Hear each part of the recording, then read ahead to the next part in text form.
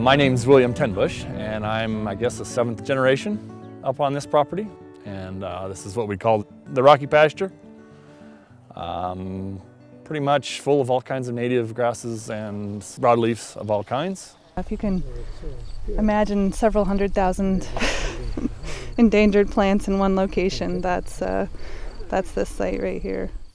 It didn't really come to our attention until I talked with Sarah from the Calapooia Watershed, and she kind of the one that got more interested and then really explained what we do have out here, and then the interest just kind of went from there.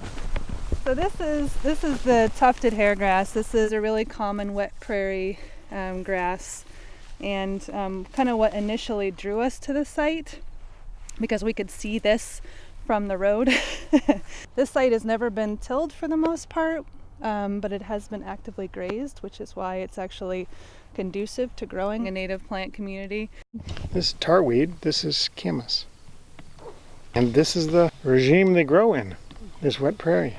After we realized what we truly have here as far as the native stuff, we wanted to kind of help preserve that. And we've also been able to really just give them kudos for the work that they've been doing to be able to manage this really rare plant population, even though they had no idea that they were successfully managing a really rare plant population. I mean, my granddad, you know, he was always a believer in not overpasturing it. Well, I believe in stewardship, and I mean taking care of the land will take care of you if you take care of the land. And as far as our management practices with the cattle and the sheep, we will continue to raise sheep and cattle on it, just not overgraze it.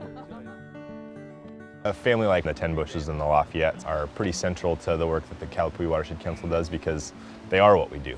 You know, we might be a restoration group, but we're really about family and about building community with the river as the center of that community.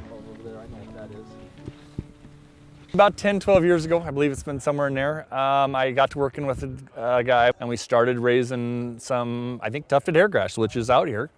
We'd put a little field in, and it kind of spurred from there, to be honest. I just kind of got an interest. I thought it was kind of interesting, and where, you know, the seeds were going, and for all these new restoration, and for the Forest Service, and municipalities buy them. They're going everywhere.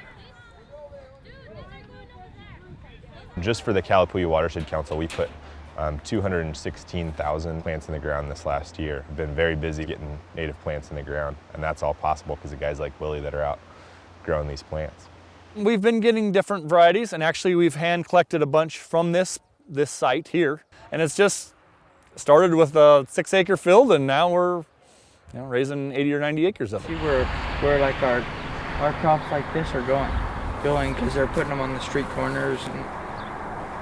And some of it I almost wondered, did that come out of our stuff, or did that come from there? Yeah, that's pretty neat. Our tagline on our sign back at the office is working together for watershed health. And I think that together in that sentence is the most important part. The council itself is just a small kind of showing of what this community has done for the river.